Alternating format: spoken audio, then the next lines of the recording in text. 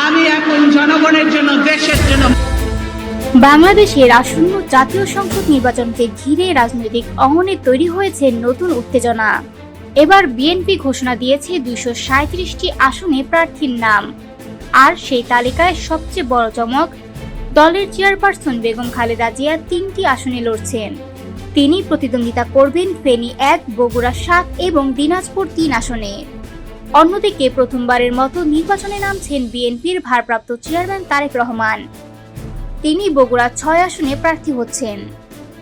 রাজধানীর গুলশানে বিএনপি চেয়ারপারসনের রাজনৈতিক কার্যালয়ে আয়োজিত সংবাদ সম্মেলনে এই তালিকা ঘোষণা করেন দলের মহাসচিব মির্জা ফখরুল ইসলাম আলমগীর। তিনি নিজেও প্রতিদ্বন্দ্বিতা করবেন ঠাকুরগাঁও 1 আসনে।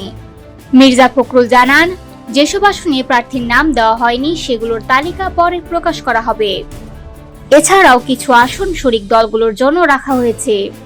বেশি আলোচিত দিক হচ্ছে, দীর্ঘ 2 দশক দল পরিচালনার সঙ্গে সরাসরি যুক্ত থাকলেও এবারই প্রথম নির্বাচনের মাঠে নামছেন তারেক রহমান। অন্যদিকে বেগম খালেদা জিয়া তার রাজনৈতিক জীবনে একাধিক আসনে প্রতিদ্বন্দ্বিতা করেছেন এবং কখনো পরাজিত হননি। 1991 থেকে 2008 পর্যন্ত প্রতিটি নির্বাচনে তিনি জয়লাভ করেছেন বিভিন্ন আসনে, বিশেষ করে বগুড়া, ফেনী ও চট্টগ্রামে। তবে 2014 সালে বিএনপি নির্বাচন বয়কট করে। আর 2018 সালে দণ্ডিত থাকায় খালেদা জিয়া অংশ নিতে পারেননি। এবার দীর্ঘ বিরতির পর তিনি আবারও নির্বাচনের ময়দানে, সেটি আলোচনার কেন্দ্রবিন্দু।